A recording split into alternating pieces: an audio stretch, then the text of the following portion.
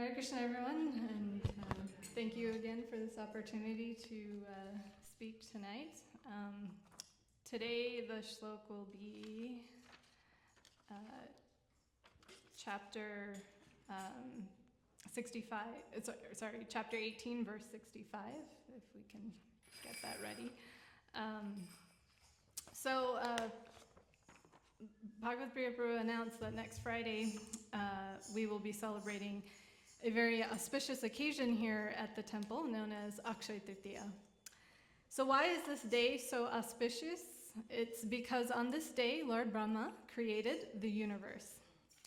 And so that wasn't an easy task.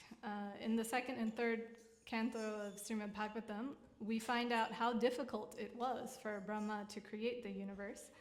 He didn't know how. So first, he tried to discover how he himself was created. So he followed the stem of his lotus flower into the water to find its source.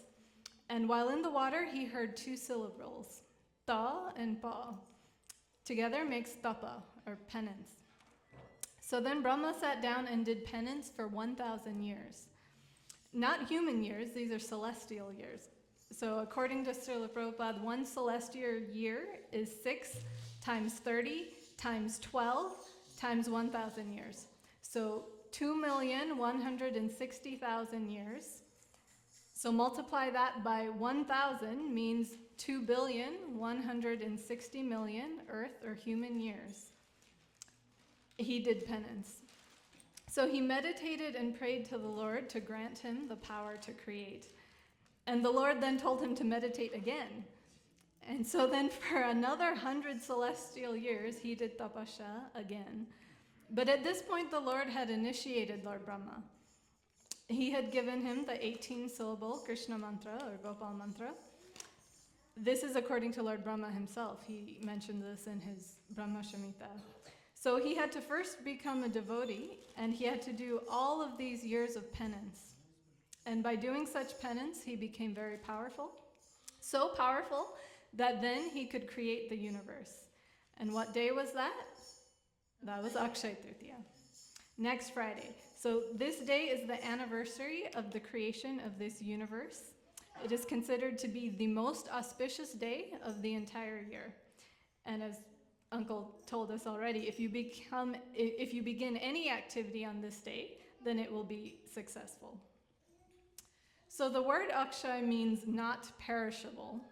And this makes sense in other contexts when we hear the word Akshay. So in the Mahabharata, there's the story of the Akshay Patra. When the Pandavas were in exile, they didn't know how they would provide prasadam to the many sages who also went to the forest. So Maharaj Yudhishthir prayed to Suryadev, the sun god, who then bestowed upon him a copper vessel. This was known as Akshay Patra. He promised that this plate would remain full until Draupadi, his wife, would eat. So it didn't matter what little food Draupadi actually had to prepare in the vessel. It would continue to grow in quantity until everyone was satisfied. Then when Queen Draupadi would take her own meal, only then the plate would become empty. So Duryodhan, who was very envious of his cousins, even in exile, continued to conspire against them. So once the great sage Durvasa Rishi came to visit Duryodhan, and Duryodhan took very good care of him and his hundreds of associates. But knowing that his cousins would not be able to take such good care of Durvasa Rishi in the forest, he trickily told Durvasa Rishi that he did not want for his cousins to miss out on the opportunities to serve him, and that Durvasa Rishi should also visit his cousins. Now we know Duryodhan was not a kind-hearted person, so what was the real reason he suggested this? It was because he hoped his cousins, the Pandavas, would not be able to serve Durvasa Rishi properly, and so Durvasa Rishi would then curse them. Durvasa Rishi is very well known for his anger and his famous curses. So Durvasa Rishi was very pleased with Duryodhan's service and his feigned compassion for his cousins. So he and his hundreds of associates then went to the forest to visit the Pandavas. And when they arrived, Durvasa Rishi told them that he and the other rishis would go take bath first, and then they would return for prasadam. And after they left for their bath, Draupadi was incredibly distraught. When Maharaj Yudhishthira asked her why, she confessed that she had already taken her meal.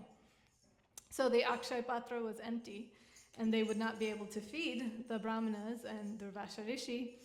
And this was indeed the very big dilemma, because this is exactly what Duryodhana wanted, right? To not properly feed him and his associates would be a very grave insult to Durvasha Rishi, and he is so quick-tempered that he would be bound to give them a curse. So what could they do? Well, they did what we all should do, right? They prayed to the Lord. And then he appeared immediately, and he too told Draupadi that he was very hungry and asked what would she feed him. And so she very tearfully replied, "Oh Prabhu, I have nothing to give you." But the Lord said, "No, this is nonsense." And he found one tulsi leaf still stuck at the edge of the Akshaya Patra vessel, and he accepted it. And then he said he was completely satisfied, and he was no longer hungry. And because the Lord is satisfied, then everyone is satisfied. So Durvasha Rishi and the other sages were also satisfied. And they all suddenly lost their appetites and felt very full. So Durvasha Rishi told them, "Come, let us leave before returning to the Pandavas. It will be offensive for us to not accept prasadam, so we should just go." So in this way they left, and the Pandavas were safe from the curse of Durvasha Rishi. So the Lord saved them. So the Akshaya Patra is never empty. Its contents did not perish. And on this day, Akshaya Tritiya, your endeavors will not perish and are bound to be successful. So in India, we see a lot of people will begin construction on this day, maybe their home or especially a temple. So it's actually very auspicious that we are doing construction here in our temple on Akshaya Tritiya. So we know the expansion will be a success, and soon we will have our large Radha Govindaji deities installed. And as Uncle already said, in India we also see people try to purchase gold on this day. It's an auspicious day for purchasing gold, because then people believe that they will never run out of the gold, that they will become wealthy. But actually, if we don't want to run out of wealth, we should be giving it. Whatever one donates towards on Akshaya Tritiya, you will never be without. So if one donates grains on Akshaya Tritiya, he will never go hungry. If one donates money on Akshaya Tritiya, then he will never be poor. So we have so many very generous supporters who are always contributing to this temple. But next Friday is an especially good day to donate to the temple, because then you know that you will always be able to continue in donating to the temple in the future. So any auspicious activity on Akshaya Tritiya bears eternal fruit. But here eternal means one lifetime of one demigod. But my Gurudev always said that the biggest donation that one can give on Akshaya Tritiya is to give oneself at the lotus feet of Sri Sri Radha Govindaji, to surrender at the lotus feet of Sri Sri Guru and Gauranga. So in our spiritual development, Akshaya Tritiya is the perfect day to take Diksha initiation, or to start chanting Japamala or any other spiritual commitment, so that our development of bhakti is then bound to be successful. So Akshaya Tritiya is the perfect day to adopt this very important shlok from Bhagavad Gita, so important that it's in the Gita twice. The last verse, number 34 in chapter 9, and then again in the last chapter, this is verse 65, in chapter 18. So, Manmana bhava madbhakto madhyaji mam namaskuru mameva shishatyam te pratijane priyoshime. Manmana, thinking of me. Bhava, just become. Madbhakta, my devotee. Matyaji, my worshipper. Mam, unto me. Namaskuru, offer your obeisances. Mam, unto me. Eva, certainly. Eshashi, you will become. Shattam, truly. Te, to you. Pratijane, I promise. Priya, dear. Ashi, you are. Me, to me. Translation and purport by His Divine Grace, A.C. Bhaktivedanta Swami Prabhupada. Jai. Always think of me, become my devotee. Worship me and offer your homage unto me. Thus you will come to me without fail. I promise you this because you are my very dear friend. The most confidential part of knowledge is that one should become a pure devotee of Krishna and always think of him and act for him. One should not become an official meditator. Life should be so molded that one will always have the chance to think of Krishna. One should always act in such a way that all his daily activities are in connection with Krishna. He should arrange his life in such a way that throughout the 24 hours he cannot but think of Krishna. And the Lord's promise is that anyone who is in such pure Krishna consciousness will certainly return to the abode of Krishna, where he will be engaged in the association of Krishna face to face. This most confidential part of knowledge is spoken to Arjuna because he is the dear friend of Krishna. Everyone who follows the path of Arjuna can become a dear friend to Krishna and obtain the same perfection as Arjuna. These words stress that one should concentrate his mind upon Krishna, the very form with 2 hands carrying a flute, the bluish boy with a beautiful face and peacock feathers in his hair. There are descriptions of Krishna found in the Brahma Samhita and other literatures. One should fix his mind on this original form of Godhead, Krishna. One should not even divert his attention to other forms of the Lord. The Lord has multi-forms as Vishnu, Narayan, Ram, Varaha, etc. But a devotee should concentrate his mind on the form that was present before Arjuna. Concentration of the mind on the form of Krishna constitutes the most confidential part of knowledge, and this is disclosed to Arjuna because Arjuna is the most dear friend of Krishna's. So this is the most important project that we can begin on Akshaya Tritiya. In December, we had a special program on New Year's Eve, and many of us made some New Year's resolutions. But that was just an ordinary day. Akshaya Tritiya is the real day that we should make a resolution to help ourselves in our spiritual progress. So this is the day to start engaging in activities that are in connection with Lord Krishna. So we can start chanting, even just 1 round a day. If we're already chanting, then we can increase the number of rounds. 16, 32, 64, whatever is our capacity at this time. We can make a promise to ourselves that we will engage in more service. That we will come to the temple and help with the cooking or the chores. The temple expansion has begun, and that might seem like a lot of work, but actually that's the easy part. The real work will start after the temple is complete and we bring the larger deities, because there will be so many more aratis per day, so many more offerings per day. And you might have noticed that only certain individuals are always doing certain services, right? On the altar, we only see Vikrami Prabhu, we see Bhagavat Priya Prabhu, Priya Kumari Mataji, Dayal Nitai Prabhu. Why is it always just these devotees? Is it because we want to be exclusive? No. Is it because Bhagavat Priya Prabhu is our temple president that he gets special treatment? No. Is it because they're of Indian descent? Yes. No.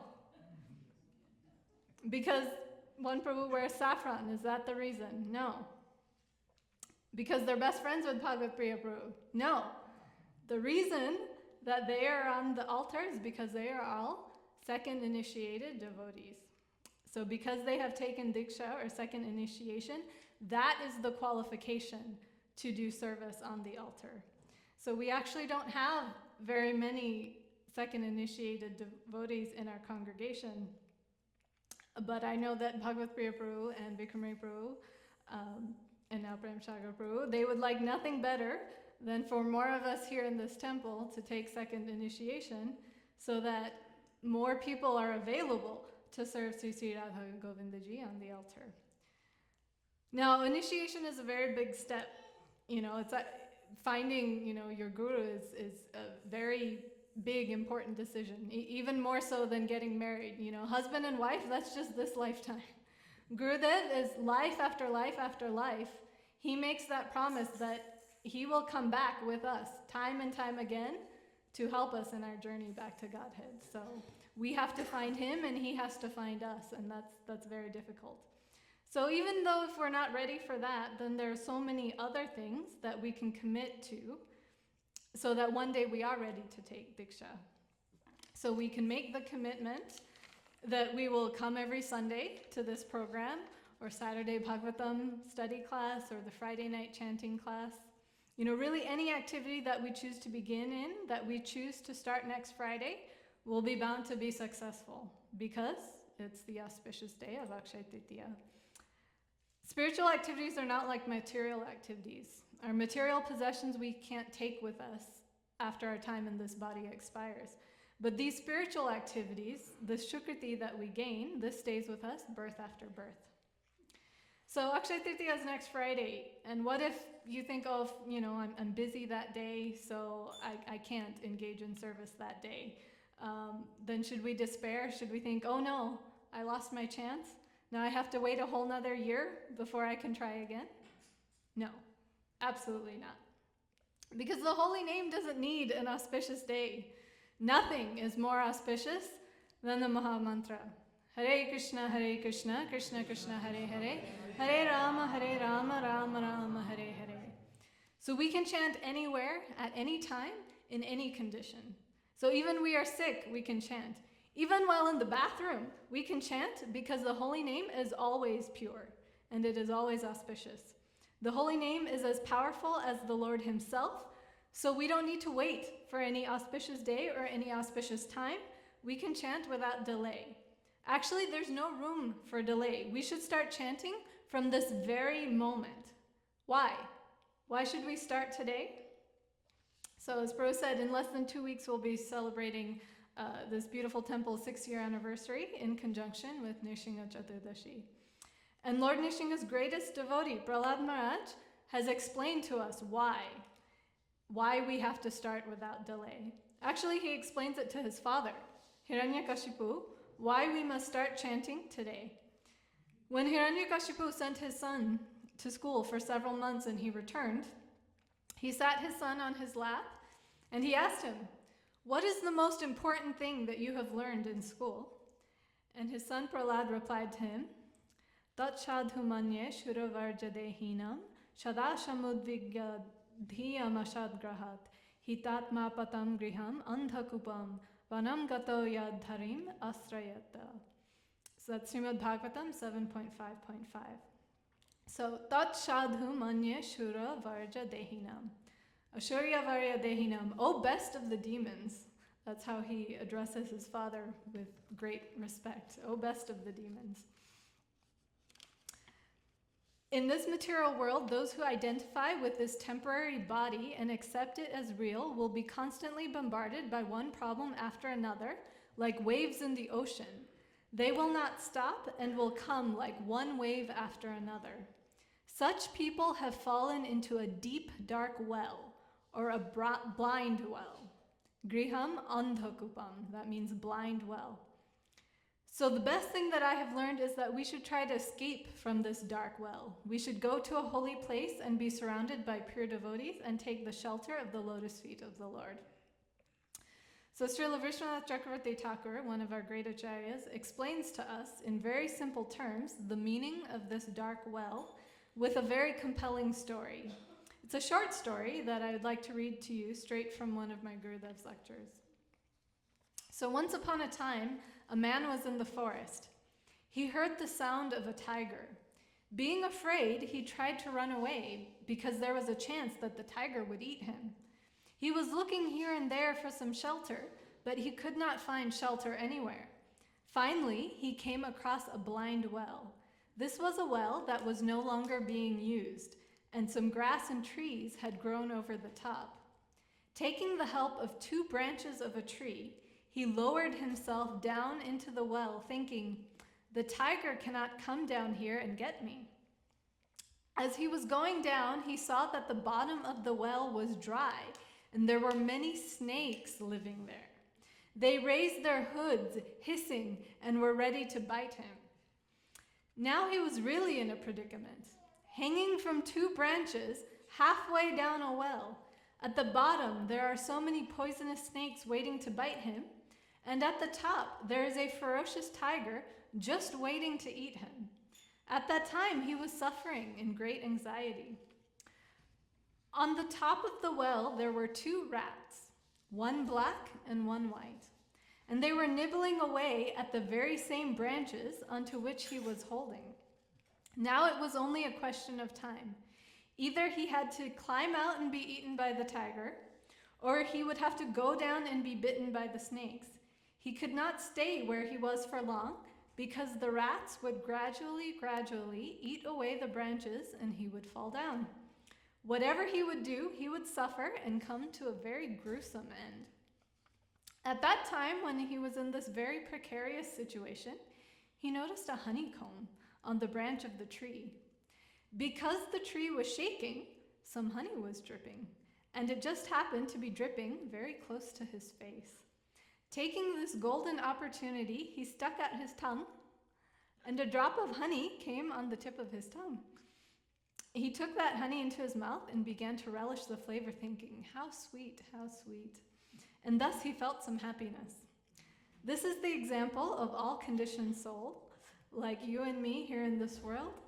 We are in a very dangerous situation. So this story is an allegory. What is represented by the snakes? These are all the problems that we face in the world. You know, we get a flat tire on the way to the store. We're unhappy with our boss at work. We have chronic back pain. So many problems are there. They're like these hissing snakes ready to bite. The tiger, what is he?